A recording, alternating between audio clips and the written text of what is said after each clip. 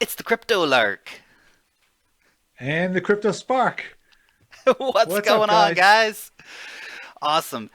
Ed, always a great honor to actually get to sit down and chat with you and, kick some ideas back and forth. And we hope that you guys are going to enjoy us chatting about crypto. So I think the first thing we were just talking about that we want to actually chat about today is the down market and what's good to buy, or maybe what have you been buying if you've been buying. Well, I got to tell you, it's definitely one of those things that I think if you're new to this, then you're not sure what to do. Your emotions take over, and you're like, "Oh, my stomach! What do I do? I don't know how to do this." If you've been around at least for a while, although I don't know what a while is in crypto years, it's like dog years. But if you've been around for a while, you realize the numbers look bigger. I think they look bigger. So when you see 20,000 Bitcoin and then it goes down to it was under 8,000. It was in the set. Some people said on their exchange it was 7,000. I think when you see that, it's hard to fathom it. But quite honestly, the percentages are not that radically different than have happened in the past. And yet we continue to grow. So there's no way that we know what's going to happen tomorrow. I mean, it's impossible, right? Mm-hmm. Nobody knows. It's impossible. But if you've been around for a while, you're like, oh, here we go again. Okay, we're going to do it again.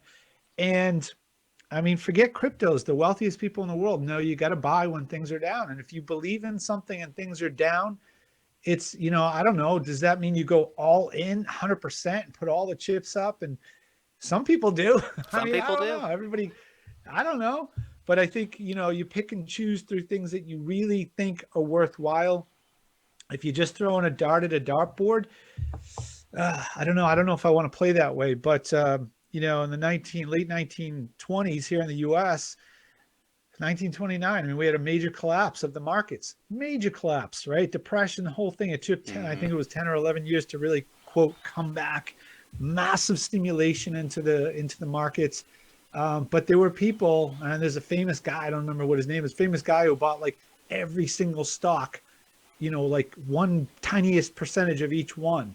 Um, the heck was it? I'll have to look it up. I mean, it's a famous story, and he ended up becoming a very wealthy, obviously, Mm-hmm. entrepreneur, whatever. Unbelievable. Unbelievable. I mean, who has the guts to do that? You got to have like some kind of magical thinking.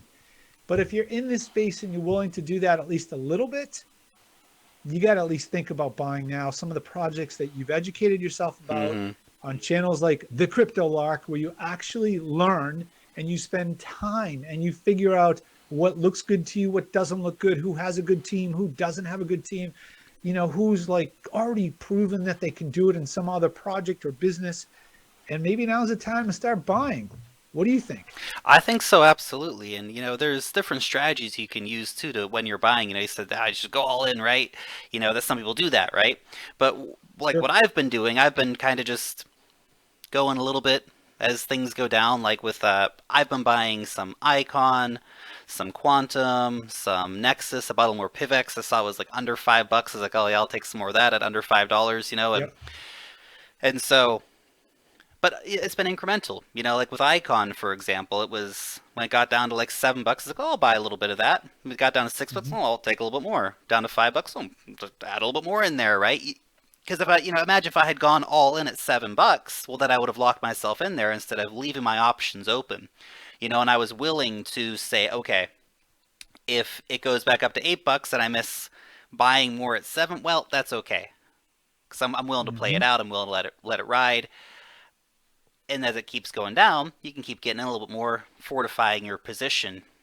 So that's kind of the strategy that I take. I know everyone's got a different strategy, but there have been a lot of great buying opportunities out here in the market recently, and I think, like you said, it's dog years for crypto. If you look at crypto and you kind of understand these are the cycles we go through, then instead of panicking during these opportunities, you say, "Oh my God, it's buying time! Great, get the Right. money out. It's time to actually get in there and buy some stuff."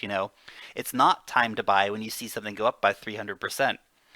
The Well, people who are buying the top on Litecoin, who are buying the top on Bitcoin, that's a dangerous proposition to get yourselves into because it's really hard to hold those when you get them. I think a lot of people who did buy those tops were people newer to the space. When you see, was it CNN coming out and saying to buy Ripple at 320 or whatever it was, like, yeah. don't buy it then. That's the last person you should listen to, you Yeah. know.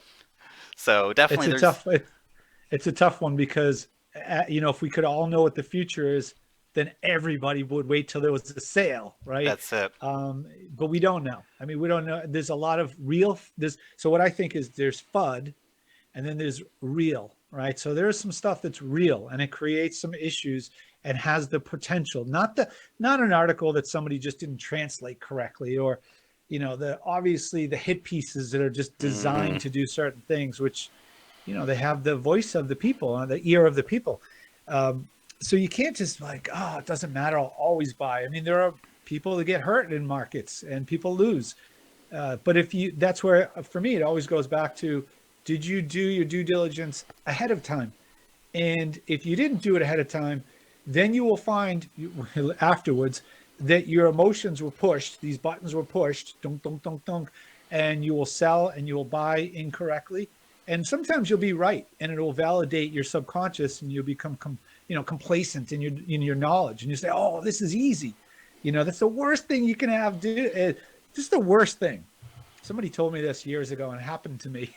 Winning can be Uh, even more dangerous than losing, you know? yeah, yeah. If you didn't do the due diligence, and there was a trader on my channel who's been trading for many, many, many years, like 30 years, and I've been doing it for about 30 years. And at the very beginning, he said his very first trade, he made a good pick, and he did unbelievable. It was crazy, but he never really, at the time, didn't do like in-depth research, didn't understand risk management, money management. People don't understand, and how to create a window of buying, like a channel of buying and selling, not just picking a number like with a dart. And so he did really well, he did unbelievable. And then the next like 10 picks, not so well, Pierre. Hmm. And he got his ass handed to him. And he said that was a massive lesson. And it took him a long time to actually understand. So for people that got in this and they're like, this is easy. This is so easy. I can't believe it. You guys, come on, let's go do this. And people tell me, and even some best friends and family members, Ed, what should I do? What should I buy? Like, what do I do? What do I do? And they're like so annoyed by my answer. And it's the same answer I say on this channel that probably pisses people off. Knowledge, spend your time, a lot of time. And it's not just like what I teach you or what you teach. It takes time. It can't be Hmm. absorbed overnight. And as you continue to evolve your knowledge in the space, you'll continue to learn things, and it'll change your mind on some stuff probably. And you'll say, wow, what I thought 3 months ago, I don't know so much. Maybe not. That's what knowledge does. It continues Hmm. to allow you to expand. So when you make those decisions, whether they're right or wrong, at least they're informed decisions, and you'll start to make better decisions. It doesn't guarantee anything, but it won't be based off of luck, which is ridiculous. And in this space, everybody looks so smart when it's going from a Hmm. thousand to 20,000. Everybody's a genius, you know? And then when it's at 20, you get people coming out going, it's going to crash. Well, that's pretty easy to call. You could say for the whole year, it's got to correct at some point. And at some point, you'll be right. Hmm. But that is just throwing darts at the wall. It's not education. It's maybe it's sexier, it's more exciting. But long term, do you want to be in this space? I want to be here long term and evolve with this and get rid of the stuff that's not going so well and accumulate the stuff that is going well Hmm. and be at the top of the heap. That's it. Maybe I'm Otherwise, crazy. What do you think? otherwise you're gambling, basically.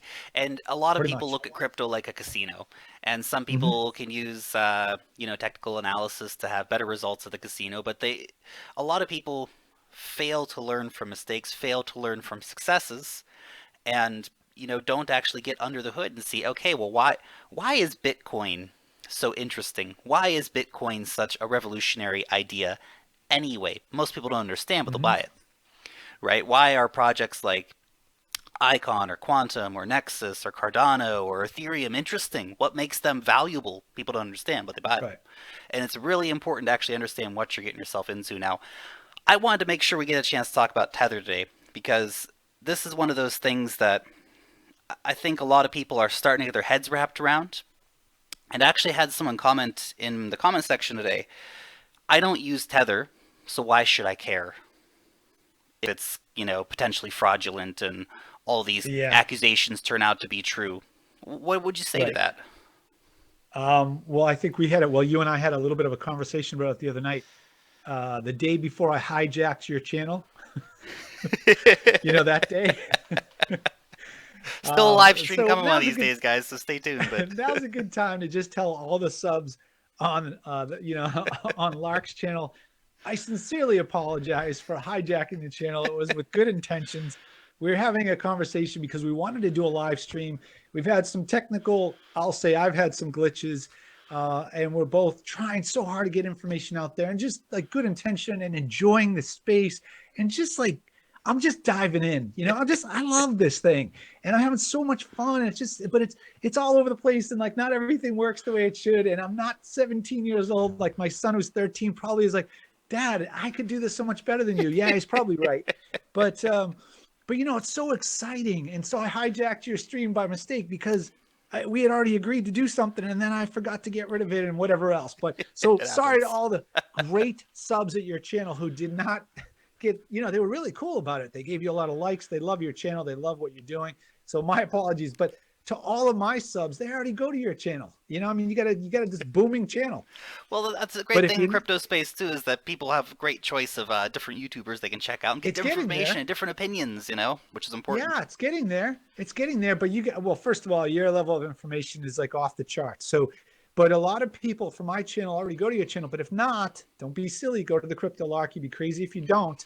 And show him God, some the love. crypto Tell him spark. that you came from here. I mean, he's awesome. He's been awesome from when he had 3,000 subs, but hasn't changed at all, as a matter of fact. But here's the thing Tether, it affects you, right? So even if you don't care about it, it can definitely affect you because it's in so many different places and connected to different exchanges. And I don't think people understand. Now, maybe not the number. Like, I don't think that the number $2 billion, let's say, or 2.3, or whatever the heck it is, that number isn't the problem. It's the perception and that people think they're safe, right? And that they have no connection to it at all. And I'm still in the camp of, ooh, I'm trying to be careful of like what is hearsay and what people think about Tether and people like, oh, it's just a complete scam. I'm concerned. I'm skeptical. I would say healthy skeptical. I'm not cynical because what's happening over the last few months is a lot, and it always has happened. More people coming into the whole space, calling everything a scam. Yep. And anytime something bad doesn't, work out the way they think it is, then all of it is a scam. All ICOs are a scam. No, it's like people. There's good, there's bad, and if all of a sudden you came across a bad person, you think everybody's bad. Mm-hmm. I don't want to live in that world. I am not going to Mm-hmm. live in that world. That's just my personal opinion. But Tether doesn't smell right. It doesn't look right. It doesn't smell right. There's a lot of skepticism. And I've just said from day one, I'm not touching it. I don't want anything to do with it. But I haven't said a lot of bad about it. I just say, I'm not interested. And there's some reasons why I'm not interested. Listen, we'll see what happens when an audit comes out finally. I'm skeptical of the CFTC as well. So I don't really love that. I'm skeptical of the people subpoenaing that have subpoenaed Tether. I'm skeptical of them too. I don't know, but it's going to affect the market. And I think it's weighing on the market. And I think people that don't care about Tether or not connected to it because they haven't exchanged into USDT, like I haven't, we're still going to be affected by it. What do you think? Yeah, I think everyone's going to be touched by it to an extent because if you look at the exposure that the big exchanges have, Binance has $500 million of Tether on Binance. Bitfinex has $100 million of Tether, probably more because they don't officially state what's Tether or what's actual dollars. Considering you can't upload dollars there anymore, it's going to be likely to be more Tether. Exactly. And look, that it introduces a systemic risk, and it just gives. If it turns out to be true, if they're most likely practicing fractional reserve banking, right? Which is not what they've advertised. A lot of people say, Right. well, the Fed does it, so who cares if they're doing fractional reserve banking too? And so, for any of you guys who don't know, they only have a certain percentage of money, but they lend out more than they Mhm. actually have to back up, right? Right. Well, that's problematic because the guys at Tether promise that you can redeem one USDT for one One for dollar. one. That's the One for deal, one. right? Yep. The U.S. government doesn't say that. The banks don't say that necessarily, right? Right. And also the fact is that what's happening with the U.S. government, that's backed up by a gigantic country with lots of labor and productivity and tax revenue and all this stuff. With USDT, you're trusting the word of J.L. Vandervelde, who's lied before, was caught trying to cover up his connections with Tether. And so that kind of says, well, okay, potentially something very fishy going on here, hasn't been audited in nearly a year. Now, look, if all of it turns out to be true, what are we going to see? This is going to be all over the mainstream media, saying, "Hey, look, Mm-hmm. again, another cryptocurrency scam. This time using U.S. dollars. We need to have more regulations. You're going to have Mm-hmm. all those banker idiots from Wall Street up there saying, yeah, they're manipulating dollars, and we have to get the Fed more involved, and we have to regulate it. Maybe Wall Street should regulate it now. Wall Street should be in charge of cryptocurrencies. We should own the exchanges." And this is the kind of stuff you're going to see coming out, guys. This is why Tether is potentially dangerous for the space if this all turns out to be true. What do you think about it? Yeah, I have to really. You hit the nail on the head. So what I look at when I step back, I see narratives being written, and there are competing narratives. So there's in any space that's big, there's people saying to the moon, this thing's going to be 1 million, it's going to take over the planet, and oh my God, hey, that'd be cool. But that's a narrative, and then there's a narrative. It's only used for illegal, illicit people that are horrible, people that don't want to. Everything negative that you could possibly say against horrible people like me and you, which is just insane, they're going to say that narrative. So there's different narratives. The problem is that the legacy media and the Wall Street, and actually it's not even Wall Street, it's the big banks that are controlled, quote, controlled by government and central banks. Um, they definitely have their own narrative, and anything that competes with their narrative is a threat. And before YouTube, which some of us have complaints about, before Facebook, which some of us have complaints about, before a lot of these different media outlets for people like you and I, we had no recourse at all. And now we're out there saying, hey, I don't like the way some things are being done. I don't really love this. And we can use this. And I've told people, use these platforms, write your blog, do your blogs, write your articles, do your videos, so that at least we can impact the narrative somewhat, even if it's not big time, right? Mm-hmm. Somewhat, because if there's even the slightest problem with Tether, the slightest in the audit, right? 9 things could go well. 9 of them be like, oh, yep, you guys are right. Totally right. 100%. And one of them is wrong. One tiny little thing. There, boom, there you go. The narrative will be 100% on that one thing that they Mm-hmm. did wrong. And hey, listen, I don't know, Lark. Maybe they did 9 things wrong and 1 right, but it doesn't matter. It's one thing that could be wrong, and the narrative will be everything that has to do with crypto is bad. You and I are, I think, highly educated, evolved human beings. There'll be a lot of people that just take the headline and they start to repeat what they hear. Yep. So they'll just start saying, like, yeah, I guess you're right. We really do need a lot more regulation. Yeah, I don't like how these ICOs are being released. And I think we need somebody to step in and help us. There's like Mm-hmm. really a big problem here. These Yep. people are destroying lives. There's horrible, like I they're heard it's used for evil. drug trafficking and human Oh, trafficking bad and things, yeah, really all these bad bad things. things. I Oh my mean, gosh, and guns oh, probably and hurting it's puppies. horrible. Yeah. It's horrible. Yeah. And so Janet Yellen, I put on my Twitter account, Janet Yellen, and she's waving goodbye out the door. She did one more round of like fines to, not fine. Yeah. One more rulings towards, was it Wells Fargo, because of what they did of opening up the accounts, the illegal account, like 5,000 It's terrible. people got, okay, nobody's going to jail. They're all walking away with tens of millions of dollars, and they wink because they Yeah. got taken care of, and they're worried about what we're doing. I mean, it's. I would love to just go, oh, that's such a joke. It's retarded. That's ridiculous. Don't pay attention to that.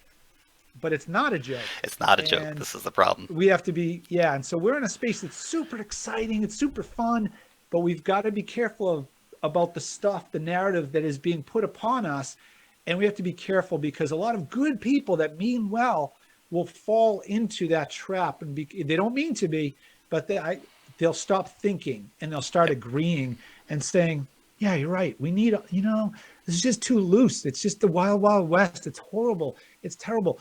The wild, wild west is what got all of us to have what we have right now.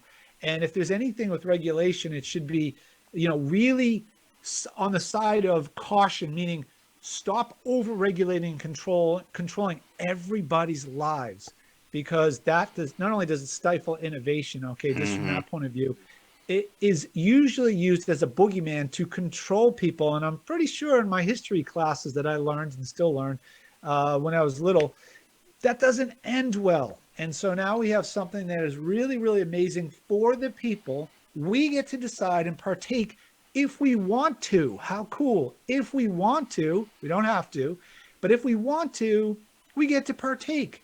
Super cool. These narratives we got to be careful of, because the tethers of the world and these other whatever scams, first of all, they're tiny percentages. Mm-hmm. We're at the beginning of this incredible expansion. Of course, there will be people that see it as a way to take advantage, but more information from channels like yours, like mine, like other really good ones that are out there, and there's some very, very, very good channels out there, will educate people. And if you're not willing to be educated, then nobody's going to help you, including the SEC, the CFTC, or your mommy and daddy. Nobody's going to do it for you. We have to do it. That's it. No one's there to hold your hand, you know. People there to Yeah, give you advice, but you gotta make your own decisions, you know, or at got least to make your own decisions. educate you, I suppose, more than give advice. There's so many things you hit on there, and I want to kind of break a few things down. And there's this whole crime angle, and I talk about this a lot on my channel, but it's so worth repeating. You know that Bitcoin is used for human trafficking, Bitcoin's used for drug smuggling, for money laundering, all this stuff. They've done studies. Less than 1% of Bitcoin transactions are used for that. Between 2 to 5% of dollar and euro transactions are used for just money laundering. Actually, we're not even talking about drugs, and drugs shouldn't even factor into it. To be honest, that's a whole different conversation. But let's talk about human Yep. trafficking, for example. That's abhorrent and absolutely pervasive in human society today, and that's a big percentage of it too. A fiat, a Mm-hmm. fiat. This is the thing to absolutely keep in mind here, and all these crimes that are put onto Bitcoin, which remember is a decentralized, payment form, right? All these crimes have been committed repeatedly by most of the world's big banks. They've all been caught money laundering. Mm-hmm. They've God, I remember there was this thing with Wells Fargo where they were laundering money for the Mexican drug cartels, and I believe even helping arrange the planes to get the drugs in. And they got No, you fined can't. for it. You can't say that, Crypto Lark. I know. You, we're breaking the you rules can't. here, but No, you're it's touching on a sore spot. People don't want to hear that. no, That's I no, you know. don't want to talk about that. But this is the thing, is that these are the same people who then come out and say that Bitcoin is responsible for all these bad things when those centralized organizations are actually committing the crimes, paying a cut to the government to look the other way and say that they've been punished while still making billions in profit. It's an insane system. And one other thing I want to throw in here with Tether, I've heard some people say, well, look, Tether's based in the British Virgin Islands. The JL Vanderfeld, he's in Taiwan. How are they going to get this guy? It's out of the U.S.'s jurisdiction. The Mm-hmm. fact that they've transacted in U.S. dollars means it's in American jurisdiction. The Yep. U.S. put, I think, a $10 billion fine on Societe Generale for doing business with Iran. French company, Iranian company, doing business, but in U.S. dollars, so they claim jurisdiction. So it is within their jurisdiction. This is the thing to remember, unfortunately, in the world. America claims jurisdiction on almost everything. Yeah, well, and that's the catch 22. So the one way people get nervous about cryptocurrencies being really controlled is that if you move it back into fiat, you go by all the laws. I mean, and I'm not, and just I don't know about anybody else's opinion or yours, but I'm not anti-government. I'm not U.S. law, anti-U.S. Um, I'm all in on having a really strong Bill of Rights and a Constitution that allows people to be in the power seat to decide what we want as a society. It's not the government that decides the people. It's the people that decide the government. I think what's happening is people have become so far removed from the fact that governments don't always make the best choices. And maybe some of them even have good intentions, but that doesn't take anything away from our own personal responsibilities that we have the day we are born. Hmm. And so whether you use cryptocurrencies or not doesn't mean that the governments aren't going to continue to do what they do. But what I think people that are in this space want is to go back to the day when our great grandparents or great great great grandparents or whoever could just share data, information in a conversation between two people, or I grow corn and you milk the cows and we transfer what we want. And we have so many countless decisions to make that we don't want other people to decide what we can and cannot do. And even in a lot of countries, even voting is dangerous. And they want to be able to make that so it's transparent and people can do that without having threat on their lives and their livelihood and families and whatever. There's a lot of things that private data that is secured and can be used as a currency if we choose to, is invaluable. And a lot of people simply, whether you hear good stories, bad stories, think that is more valuable than some of the bad stuff that can occur, supposedly in small, tiny percentages. And it's really for me. So I don't talk about this on this channel. But for me, the U.S. is not the only country that has some really great ideals. Hmm. There are many countries that have competing ideals. They're not all exactly the same, but some great ideals. And our Bill of Rights is a good place to start. It's not perfect. I'm sure people will debate it forever, and there are people that specialize in the in Hmm. constitutional law, and they'll argue forever. But it's a heck of a lot better than it was 500 years ago in a lot of ways. And I want to continue those human basic rights for the individual, not allow continuous infringement. And it's not guaranteed with cryptos, but it is like this possibility. It's this potential that the very early cryptographers, they were hacking away, said that if you read some of those papers, not Bitcoin, okay, before, that's what they were aiming for. They wanted privacy, they wanted their human rights to be upheld, and that's where this came from. Bitcoin or cryptocurrencies spawned off of decades of that. And is it perfect? Nope. Are there people going to use it for who knows what reasons? Yep. But that is just the potential for it for mankind is too big and can limit so many problems that we're going to have to deal with some very significant inconveniences. I don't want to say that lightheartedly, but they're inconveniences compared to where we could be heading if we don't have it. And I'm a huge advocate for it. That's just how I feel. That's my rant. That's a good rant, though. And honestly, the technology that's at hand here really is so much about personal responsibility. And look, some situations do happen with scams in the crypto space, but you got to be responsible for that. And some of them are very unfortunate. You know what happened with B token recently, where they got their Definitely. email hacked, and the email that was sent was a pretty fishy looking email. I mean, Yep. for any ICO to come out and say, "Hey, we're gonna give you a 100% bonus, and we guarantee this is gonna double by the end of the year or your money back," but that very crap sounding email got a million Yep. dollars. A million It's dollars. unbelievable. It's unbelievable. So you got to have personal responsibility in space, guys. If you want the promise of cryptocurrency, you have to be willing to accept the risk of cryptocurrency. Mm-hmm. And look, to go back to like government really hasn't served people in most countries in most ways. I think recently, in particular, we have been delivered a lot of results which go against popular opinion, which go against what people Mm-hmm. actually want. And in a way, I feel like government is a problem that blockchain technology can help solve, because governance is not a bad thing, and actually having Right. a department of this or a department of that, well, that's a good thing, right? You should have someone out there making sure the water's not Absolutely. poison, right? But the Nothing fact that wrong we've with got that. a political class that's unrepresentative of normal humans is a problem, but that could be solved. There could be, corruption could be largely eliminated Hmm. with blockchain technology. Voter fraud, to the extent that it happens, could be totally eliminated with blockchain And I think it, technology. and we don't know how much it happens, do we? No, we That's don't. the problem. We don't know.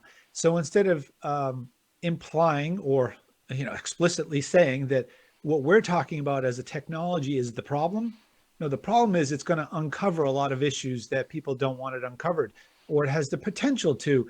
And I just think we're in such a blip of time. We're little specks of time, but maybe at least it'll move in the right direction. Hmm. Things have improved throughout history, we like to think, but there's ebbs and flows. It doesn't go in a linear fashion. But I Exactly. think cryptography in general, blockchain technology, or whatever the next evolution of that is, just gives us new tools to use, and it's all up to how we use them. It's Hmm. completely up to how we use them, and mankind gets to decide, and that's the thing. It's mankind that gets to decide, not an elite group that chooses what we are going to do or not going to do. And I think that's super cool. Maybe most people don't care about this. I think you and I do. There's a lot of people that go into, this. I remember seeing a great survey, and why are you involved with cryptocurrencies, and what's your interest in cryptocurrencies? And there were maybe five different reasons, let's say, but there were two main reasons, and they were far and away above everything else.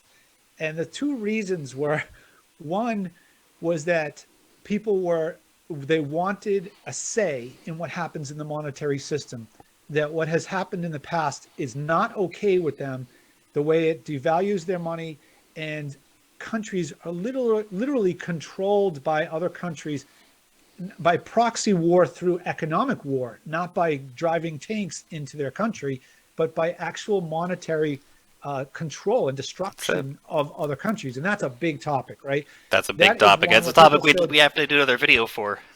oh my God. And, it's a lot of opinion, and there's books out there, and there's experts. I'm not an expert on it, but there are a large amount of people that said, we want control. This is the next generation, and we want control of our governments. We want control of where our tanks go.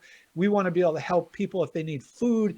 We want it by choice. We don't want it forced upon us by, institutions that mean well, Hmm. that we have no transparency or really control over, That's that the it. average person understands how to be involved with at all, unless they're, a lawyer and have 20 years of experience.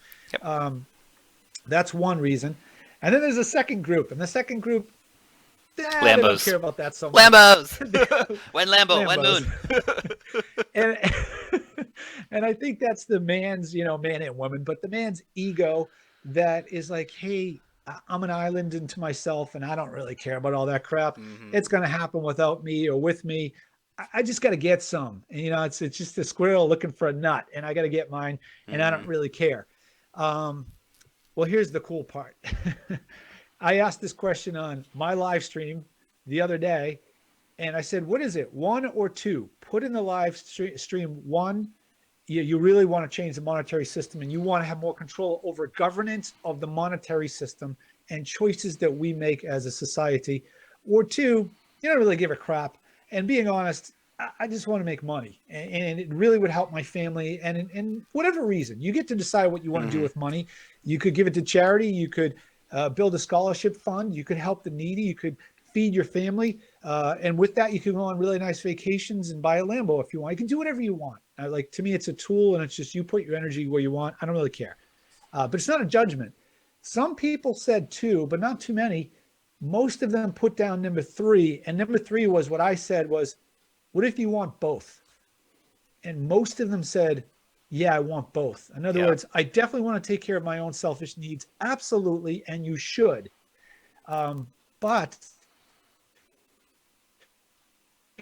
as a people, and if this helps all of us globally around the world, decentralized nature, why not be a part of that? Who would want to live their life with purpose? And that was really cool to see people saying, yeah, I would like to do both. Why not? Wouldn't that be a good thing? Yep. And I think there's potential for it there. That's why it's so cool. What do you think? I absolutely agree. I think if you're clever in the space, or if you're just, consistent with your investment, there's a great potential to take care of yourself financially with investing in this new technology that's being debuted.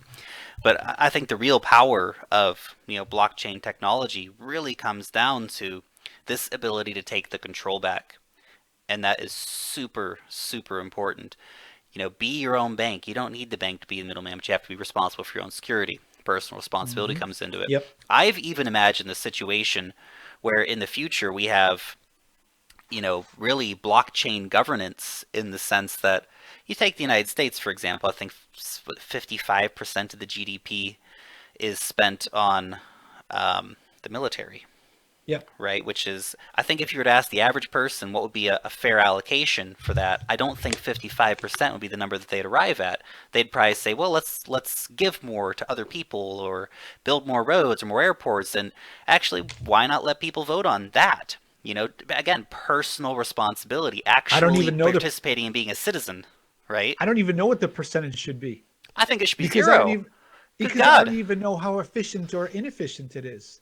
That's it. Right? Like we don't even have enough information to base our information on, which is frustrating. That's it, because there's no Um, transparency. But blockchain can give you transparency, and this is the right. thing: all documents should be put out transparent. But there's always this argument. Well, regular people shouldn't know these things. It's above Mhm. your head. You wouldn't understand. This is for national security. All this stuff. And but there's a great quote. Anyone who was it Benjamin Franklin who said that if you're willing to give up your security for freedom, you will have neither. Yep. You'll have neither one. That's correct. Yep. And it's Yep. so And I true. don't know, I think if somebody was probably a political expert or historian, there's different levels of voting. So I think there is a complication in saying that we can all vote on everything, Hmm. right? Like that's, you have to have, there's too many people to do that. And even if it wasn't complicated that way, imagine if people that were easily swayed, which we all are, Yep. was deciding whether to like protect somebody in the middle of a field when they're being shot Hmm. at in the military or something. I don't know. I mean, there would be like, no, you can't fire that missile. We voted against that missile. The other missile was okay, but this missile isn't okay. That's it. It could get right. We have to vote on then trust that we made a good decision. And then, we vote on delegates and it goes up the ladder of each. It's local with your town, and then it goes to your state, and then it goes to your federal. So we have to be careful of saying we should all vote on everything all the time. No, I think it would be crazy. Global Like, Athenian democracy, right? yeah, it'd be crazy. But we don't even know whether what we're saying is good. And what you touched on is super cool. And you mentioned it the other night to me was that, and it's one study. Who knows who did the study? I think it was out of Yale or Harvard. We were talking about that they do studies on what people want, and then what gets moved forward legally towards being a law or different kind of rulings or ordinances, and a high percentage are not what the majority of people wanted. Hmm. What is that? That makes you really question, like, if 6 out of 10 people wanted something and only one out of 10 wanted something else, and then consistently for some reason that 1 out of 10 kept getting what they wanted, I think it's now fair to go, what is going on here? Okay, why is that happening? Yep. That makes you really wonder. And I think you mentioned a little bit about that the other night. I forget what it was, what study it was referring to, Yeah, but I can't remember which study it was either, but it was the overwhelming majority of times, is that it has gone against public interest and usually in the interest of big business and big right. corporations, right? And it's actually interesting. The other day here in New Zealand, we had a conscience vote in Parliament about medical marijuana, about Mhm. legalizing medical marijuana. And New Zealand's unfortunately quite behind the times when it comes to this. Now, I think about and don't quote me specifically on this number, but I'm pretty sure it's about 80% of the public agrees that, yeah, for illnesses and things like this, medical marijuana Mhm. should be totally available for people who are suffering from whatever. Unfortunately, the conscience vote in Parliament only came through at about 33%, so it didn't pass. So it gives you that kind of idea, even in what I consider to be an Mhm. incredibly robust democracy here in New Zealand. It still doesn't represent public opinion because there are Right. still politicians who are too much of cowards to come out and say, well, this is what Yep. my constituents want, but, I'm going to vote against it personally. So, And then the old mantra is, well, then you don't have to worry about it because that person didn't take care of you. You hired this representative. The representative did not take care of your wishes. So what are you supposed to do? You're supposed to fire the representative, which every single town, every state, I'm sure yours is not much different, and your, whether it's country, province, around the world, doesn't matter, has a set of rules for you to then follow through and either take that person out of office, Hmm. or when they are out of office, hire, quote, vote, hire somebody else, right? And then what we find is 80% of people that have been in office win a second term anyways, no matter what, That's because it. people are so out of, they're complacent. And I Hmm. believe that there's a percentage of people that go, hey, but he's my guy, he's my girl. They'll take care of me at least. So Hmm. who gives a crap? And then on top of that, the people that come up and say, I'm going to change things. I don't like the way they didn't listen to us. They do get into office sometimes. And then what happens? They fall in the same trap. They don't do it anyways. They don't do it They don't anyway. do it anyways. What is wrong with us? Why do we do this? So, yeah, we need better systems politically, anyways. But I think what some of us see crypto as, at least we hope, is that there's some shred of transparency that will allow us to say, you want to smart, you signed a smart contract on that. That's You it. said you were going to do it. You didn't do it. So Bye you're bye. therefore you must tender your resignation. That's a fascinating thing, actually. Imagine that. Imagine if you held put smart contracts onto politicians when they got elected into office, and if I'm a politician that says I'm going to legalize medical cannabis, and then I get to Parliament and I vote against it, it auto sends my resignation. Bye bye. That's And it. even give like, hey, listen, let's be lenient in that smart contract, because a smart contract you can write any whatever you want. So and a series of events, right? It's limitless really in that way. So it's really complicated, but once it's in stone, then even the smart contract could say, once you do this, you have to go through the legal ramifications. Maybe it doesn't even resign you, but it Hmm. puts you to the next level of we need to audit your office. We need to have your investigation, whatever it might be. Yeah, Okay. And maybe it's not black and white, but it's 70. You didn't do 70% of what you said you were going to do. that's it. Bye. That's it. With this, Something. it's the potential for transparency. And look, we were Yeah. talking about a little bit earlier about you know, uh, how these digital currencies can be very useful in countries that have been economically attacked. And if we think about countries like Venezuela, Argentina, Ukraine, and a host of other countries, they have been Greece. economically attacked. Greece, yeah, to no end. To no end, they've been economically attacked. And if you're not paying Mm-hmm. attention, that's exactly what's happened. They've been attacked financially, primarily. And if you look what's happened to the currencies in those countries, people have been devastated, absolutely devastated in places like Ukraine and Venezuela. And Venezuela's just a absolute case study of how not to run a country. Mm-hmm. But cryptocurrencies are the most popular in those countries because people are actually using them in a way that, in America or New Zealand, having Bitcoin's cool, but you can't really do much with it. Whereas No, it's a there, these luxury to economies us. are actually popping up where, I haven't been to Venezuela. I'd like to go and actually shoot some videos there. It'd be really cool. But I've seen that people are, now putting up instead of we accept, bolivars of dollars, you can pay here in Dash. You can pay here in Bitcoin for your lunch or Mm-hmm. for your groceries. And people are doing Super that. cool. Super cool.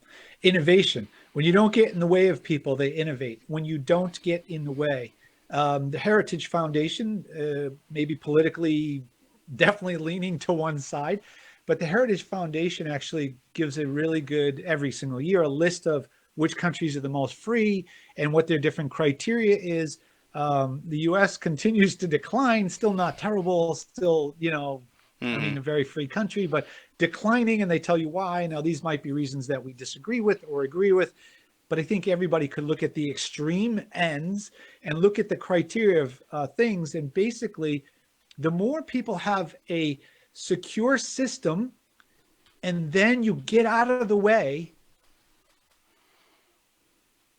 stuff happens. Cool stuff. As long as and you're secure. In other words, you don't have to worry about getting shot every day, and you don't have to worry about the government, putting you in jail for persecution of just saying something. Like just the basic needs are met, and then get out of the way.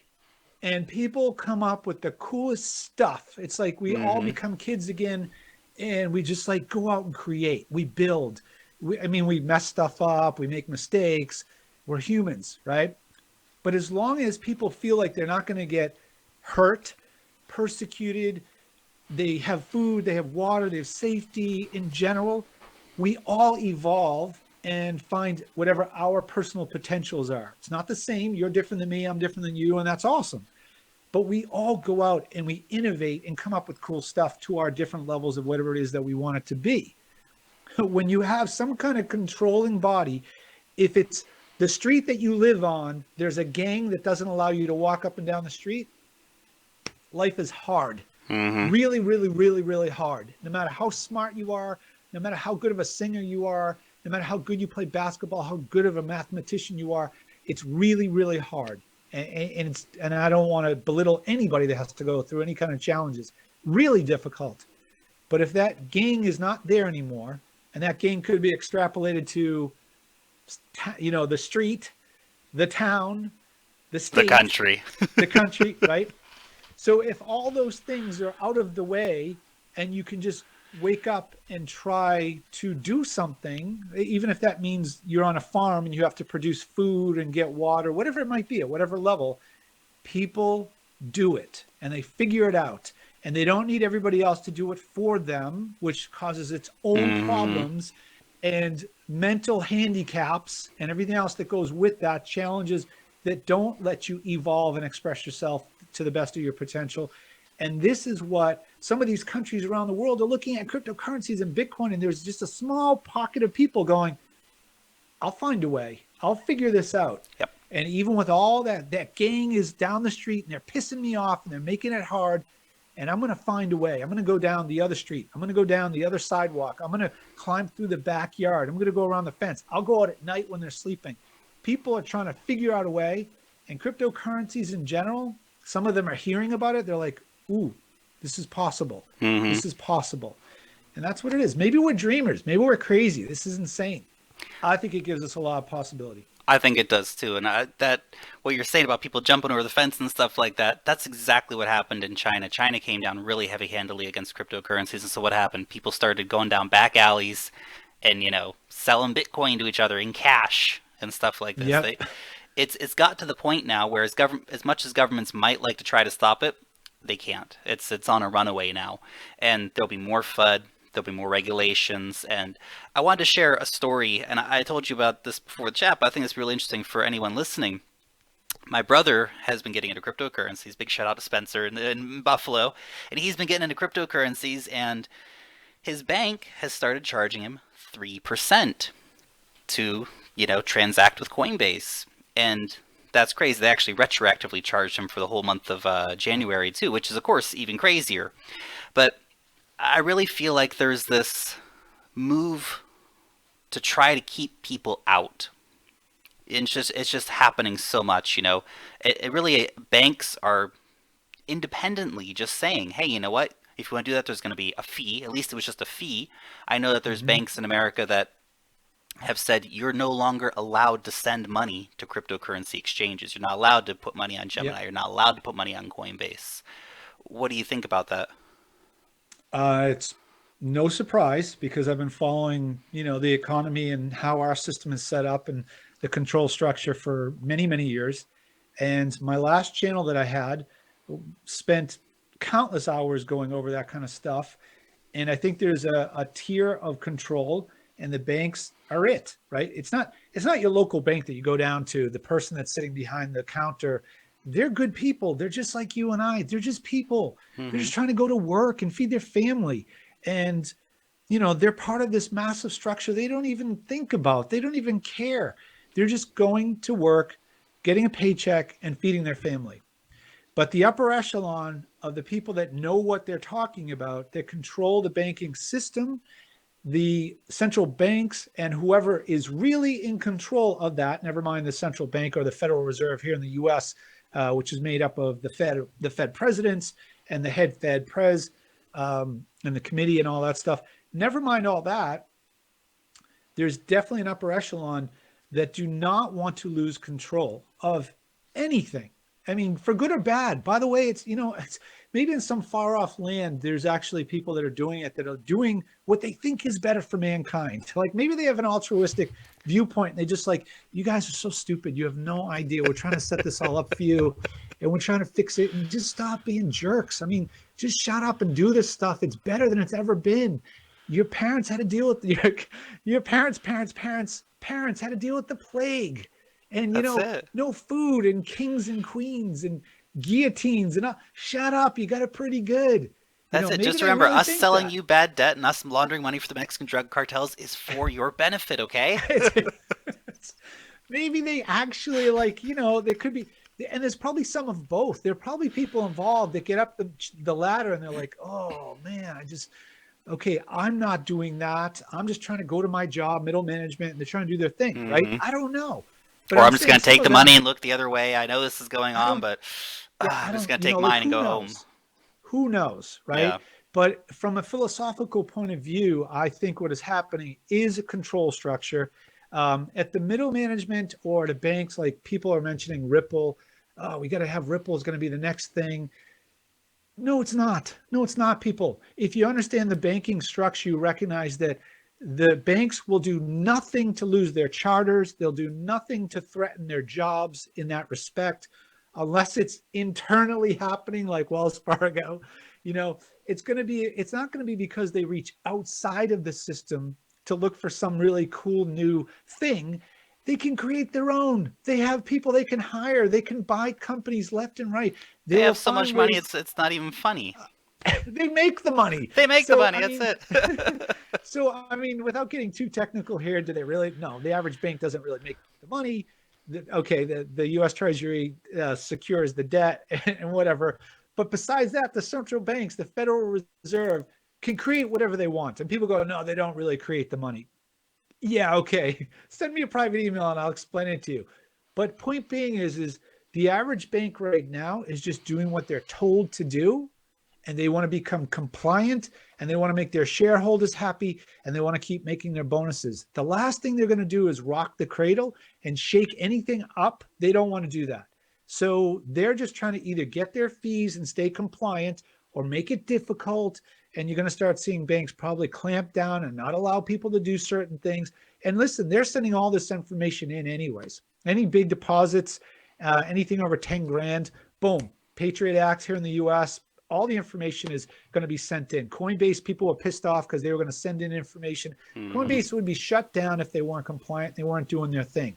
What does that mean? That means we need decentralized exchanges. That Yep. means we need privacy coins. That means Hmm. we are going to see a push into cryptography and cryptocurrency that's going to be like nothing we've ever seen before. And some people will not care, and some people will. And I say let them both do what they want. Absolutely. I think governments are looking here, they're realizing their apple cart is about to get turned over. Because they have complete control over the money system at the moment. And things like 100%. things like privacy coins. Privacy coins are the equivalent of, you know, you and me I hand a $20 bill to you.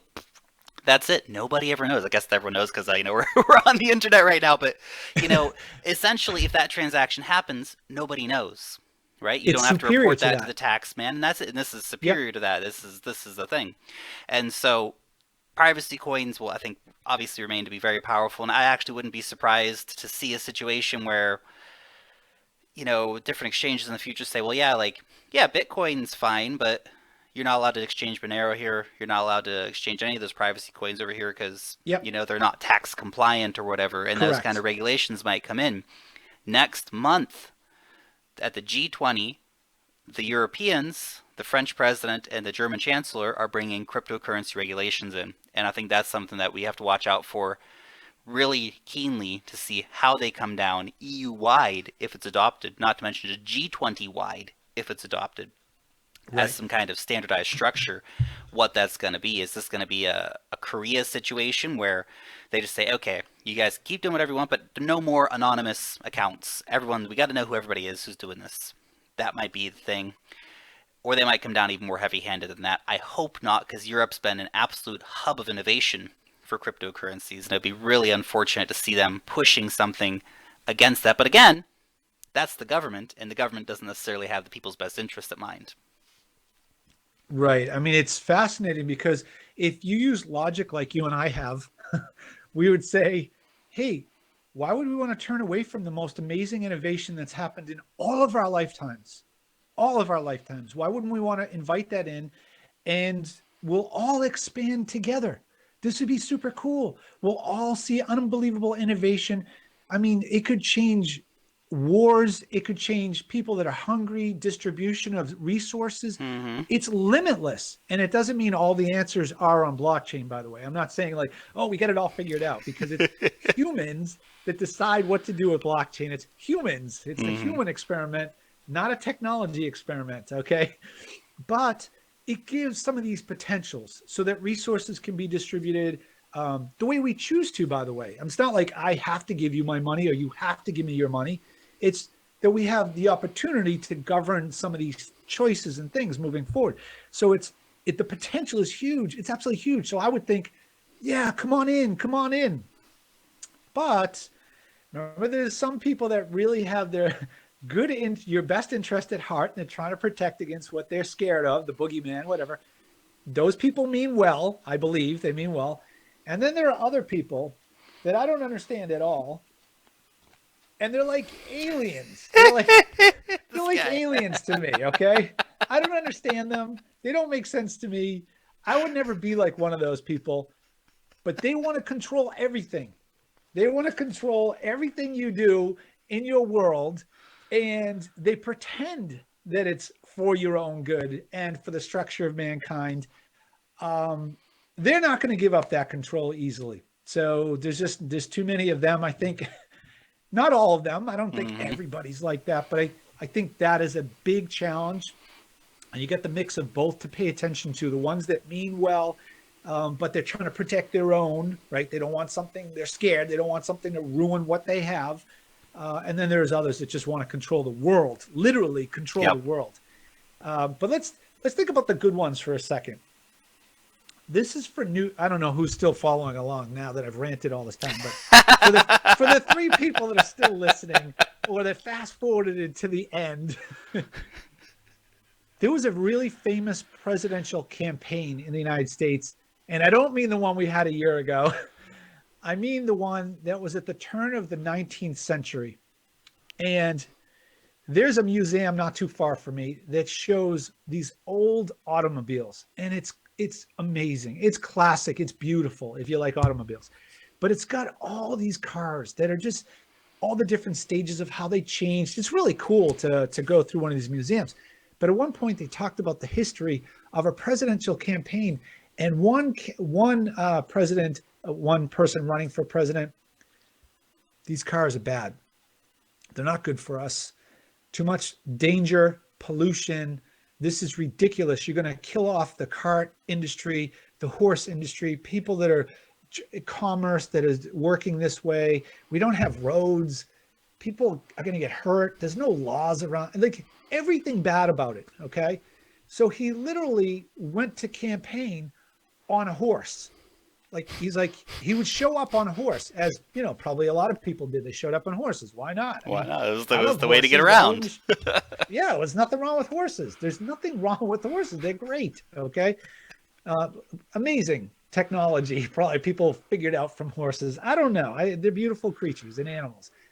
But he showed up on a horse on purpose because the other guy showed up in a brand new car, convertible, because they were probably all convertible. But one of these long cars, and a big, huge behemoth of a car, and he would stand up and like, we're moving into the new age, and we're going to open up factories, and people are going to have jobs. And sorry for those horse breeders and everything else, but we're moving into this. And there was a major contention during this whole entire thing, because some people literally believed you are destroying our country moving in with cars. What are you doing? There's millions of people that are relying on everything that has to do with the horse industry, and you're trying to disrupt this whole thing. Mm-hmm. What are you doing? And they couldn't stand. I'm sure there are other reasons. They voted left, voted right, whatever, red, blue, the whole thing. But one group was like, this guy will take care of me because he understands we don't want the cars. We want the horses. Don't shake the apple cart. I've got my business relying on this, my life, my livelihood, everything. How dare that other guy try to destroy it? He should be put in jail. And the other guy was like, we're moving forward. It's just, we're moving forward. And I can see a vision that this is where we're going. Mm-hmm. How absurd of a story does that sound like? It's crazy. And yet they would show up, one in a car, one on a horse, and like, here we go. We're going to duke this out. Here we are, 2018. All right. Some people still ride in a horse. That's okay. They can, nobody's stopping them. They can do that if they want. Nobody is stopping them. But the power structure and the status quo does not change easily. And that's why we use the word disruptive. Absolutely. And I think that's a great example. And try to envisage that hindsight. It's really easy to look back now and say, well, that was obviously silly, right? But try to imagine around the curve, right? And this is for everyone listening. What's Mm-hmm. the world going to look like in 20 years? It's changing a lot faster now than it did in 1901 or whatever. But now imagine around the curve 10 years from now, 20 years from now, 100 years from now. And even though you might not be here 100 years from now, maybe you will with life extending technologies, maybe not.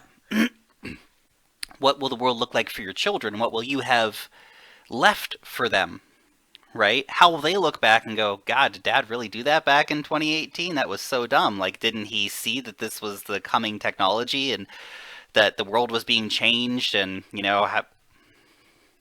try to think about that next time you think about some of these, the FUD around these technologies and the criticisms leveled against them. Think, how would you look back on this in 10 years personally? Or how would your children look back on it in 50?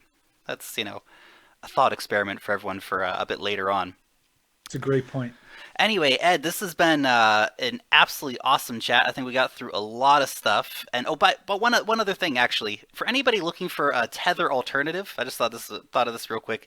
Look into BitShares USD because that's actually backed by something. They've got it verified, so that's something you can look in if you have to have that safe anchor.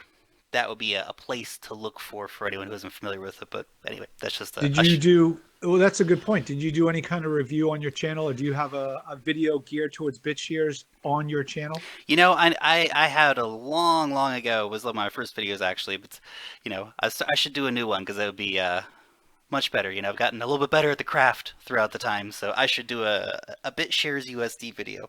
Watch out for it to come, guys. I'll try and get to it here in the next So, couple of Lark, weeks. I know we're coming to a close, but I want to remind everybody on my channel to make sure you go over to Crypto Lark, the Crypto Lark.